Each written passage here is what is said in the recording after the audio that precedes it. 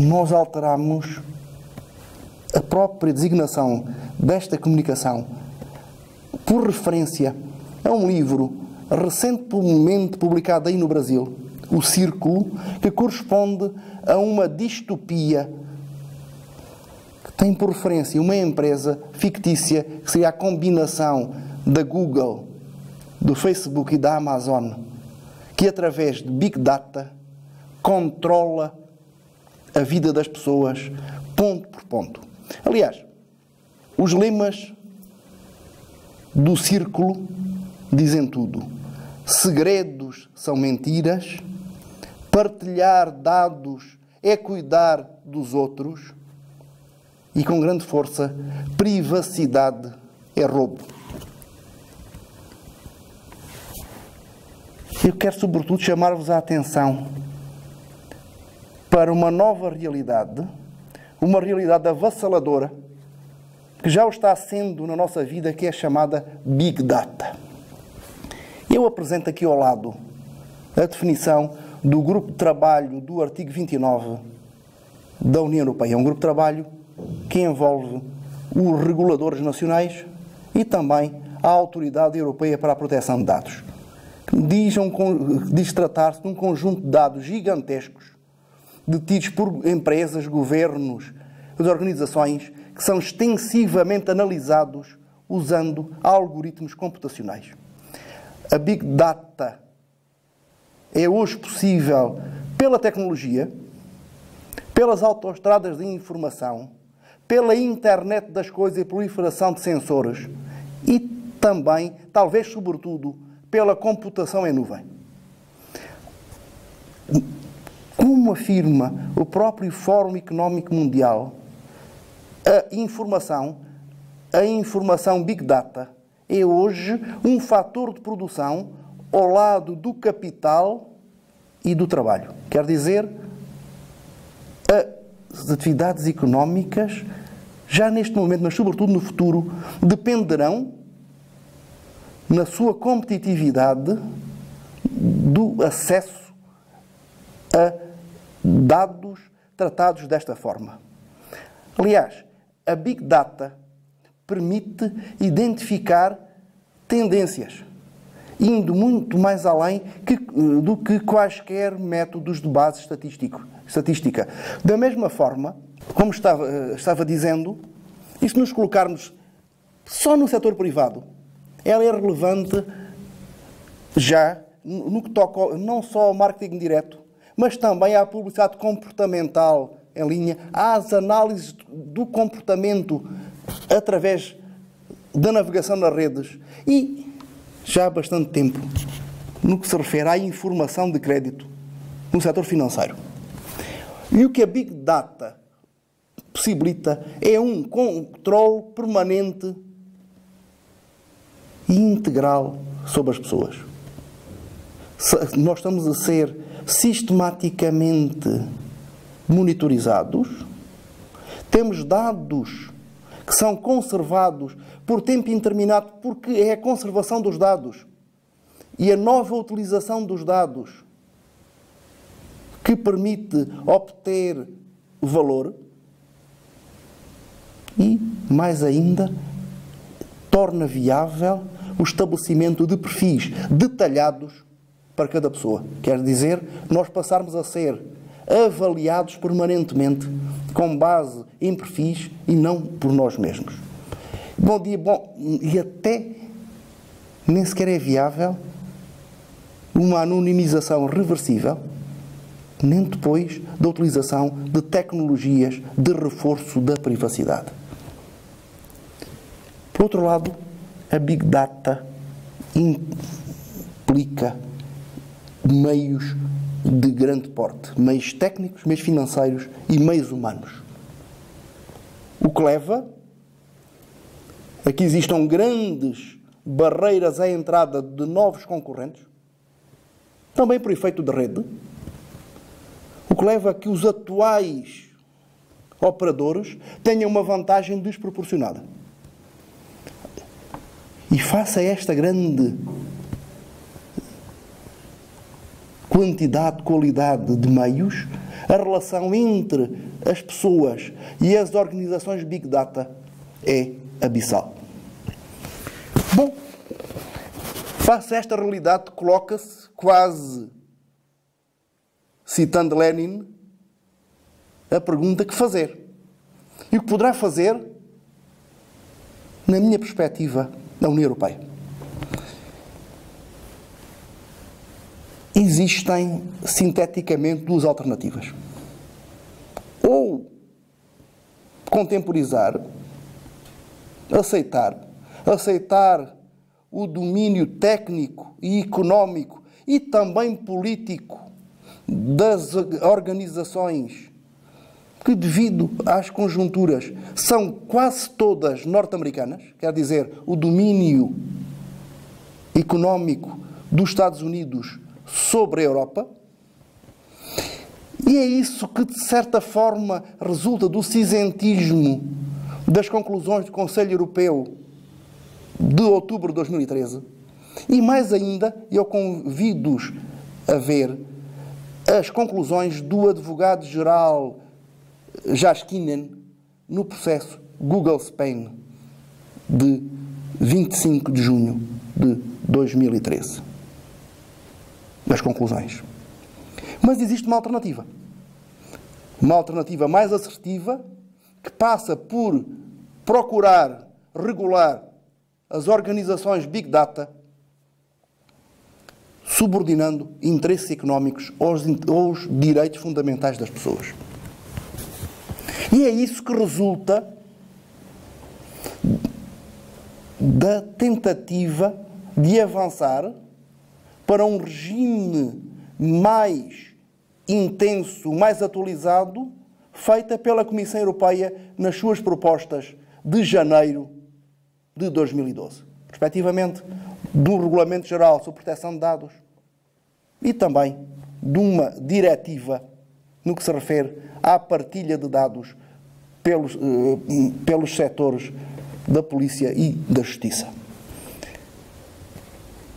Esta mesma ideia de afirmar os direitos das pessoas, que veremos já alguns detalhes de seguida, que encontramos em dois muito recentes acórdãos do Tribunal de Justiça da União Europeia, designadamente no já referido processo Google Spain, acórdão 13 de maio de 2014, precedido por um acórdão que tem por objeto a conservação de dados de tráfego ou, dizem no Brasil, de registros de conexão por parte das operadoras, o acórdão Digital Rights Ireland, de 8 de abril, também deste ano. Também nesta linha, encontramos que o Parlamento Europeu, depois do consenso encontrado em sede da Comissão de Liberdades Cívicas, Justiça e Assuntos Internos, em novembro de 2013, votou, por esmagadora maioria, uma resolução legislativa, em primeira leitura, que irá ser o regulamento, dependendo, face ao procedimento legislativo na União Europeia, dependendo do acordo ou não acordo com o Conselho de Ministros. Mas pensemos só uns muito poucos minutos sobre o que temos.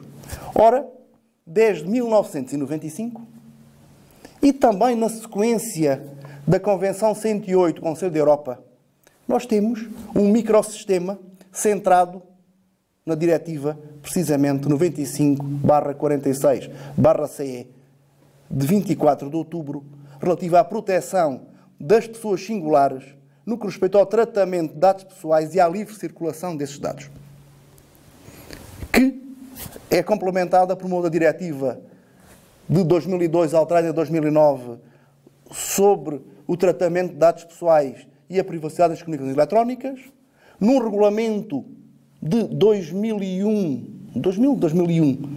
quanto à proteção de dados pelas próprias instituições da União Europeia, e uma decisão-quadro que toca ao tratamento de dados pessoais na cooperação policial e judiciária.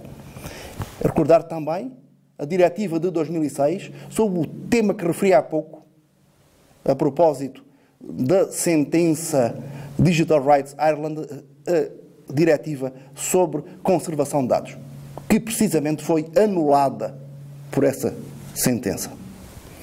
Bom, mas é preciso dizer mais. Desde o Tratado de Lisboa, assinado em 2007, que entrou em vigor em 2009, a proteção de dados passou a ter, na União Europeia, uma base efetivamente constitucional. Quer dizer, o artigo 16 do Tratado de Funcionamento da União Europeia disciplina os aspectos essenciais, começando por dizer que todas as pessoas têm direito à proteção dos dados de caráter pessoal que lhes digam respeito.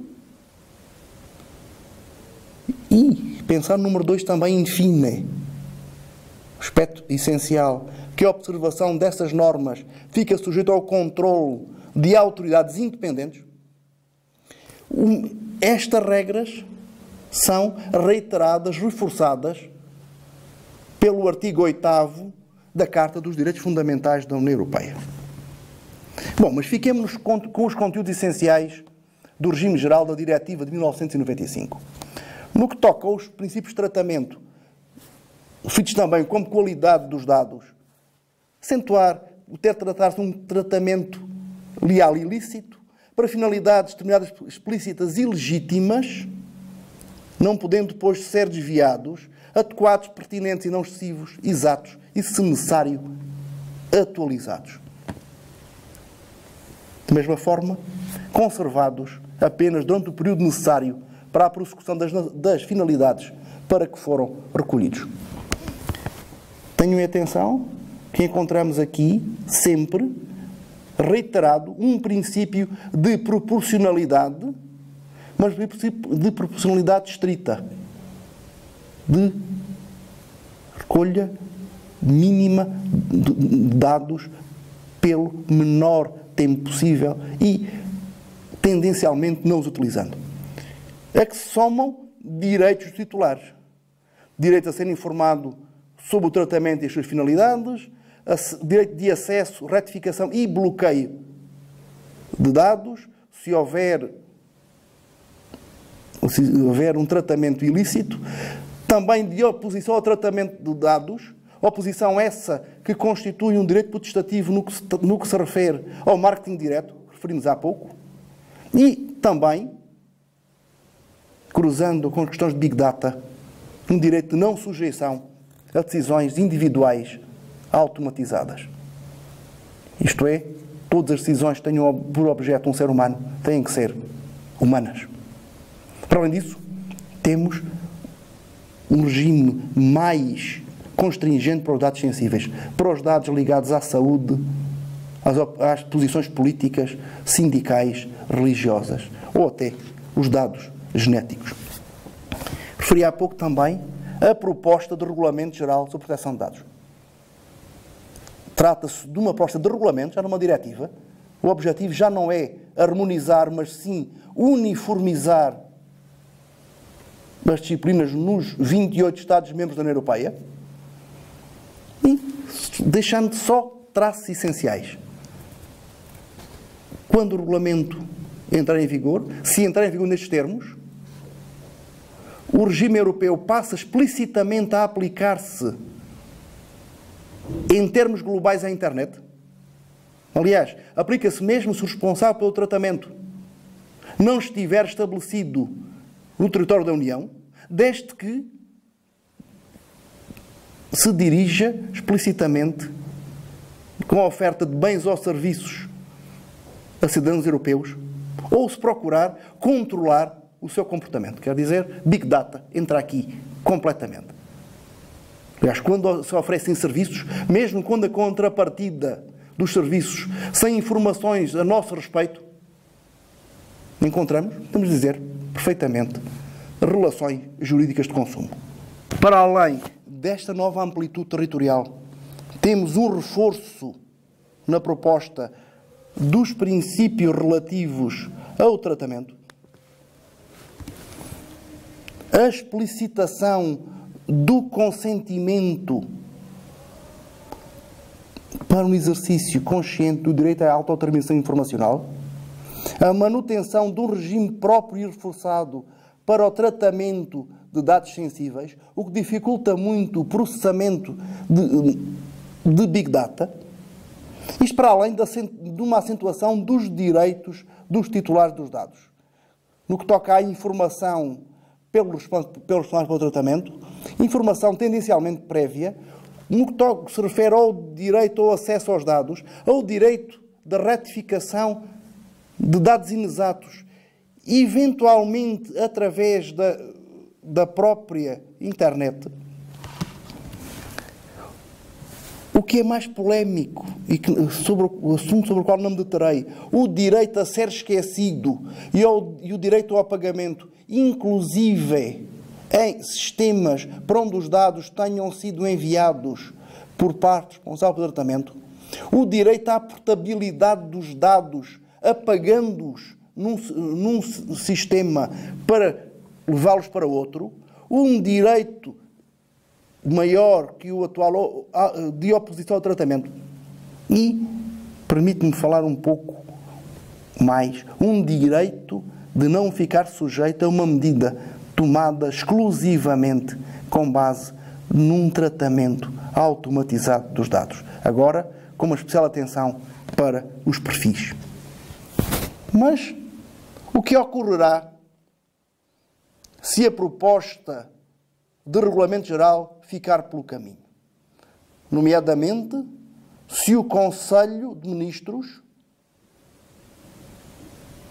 se dobrar face às expressões explícitas que têm existido provindas dos Estados Unidos. Nós podemos encontrar indícios fortes, nomeadamente com o Parlamento Europeu, recordando que em julho de 2012 o Parlamento Europeu rejeitou a ACTA, impedindo que esse acordo, que iria disciplinar globalmente matérias relacionadas com a propriedade intelectual, pudesse ser ratificado quer pela União Europeia, quer pelos Estados-membros. Para além disso, numa votação de fevereiro deste ano, o Parlamento condicionou a efetivação da parceria transatlântica para o comércio e o investimento, que iria criar a maior zona de comércio livre do mundo, à garantia da proteção dos dados e da privacidade.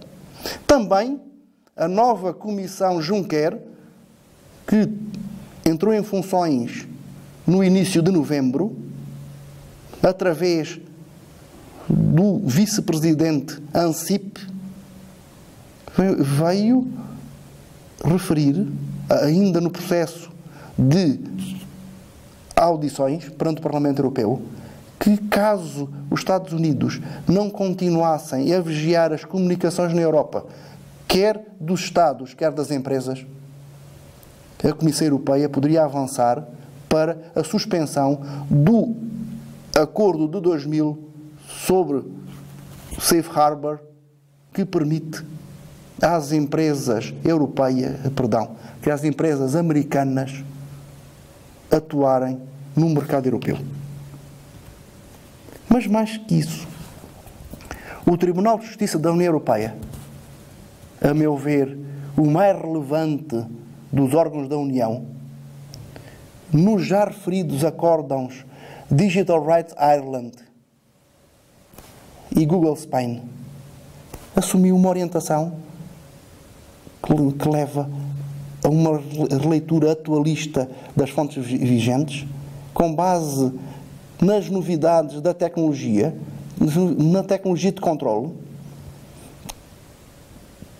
tendo já começado a aplicar as regras da União Europeia a todos os operadores da internet que atuam no mercado europeu, mesmo aqui não sediados, e entendo também que a vigilância e monitorização e o tratamento de dados apenas são legítimos se não comprimirem de forma desproporcionada os direitos das pessoas. Em suma, o Tribunal de Justiça levou a sério as consequências para o ordenamento global da União que advieram da constitucionalização através do Tratado de Lisboa das regras essenciais no que se refere à proteção de dados. Quer dizer, se a proposta de regulamento ficar para trás, o Tribunal, como já fez outras vezes, assumirá, como já está assumindo, a defesa dos direitos dos cidadãos europeus. Obrigado.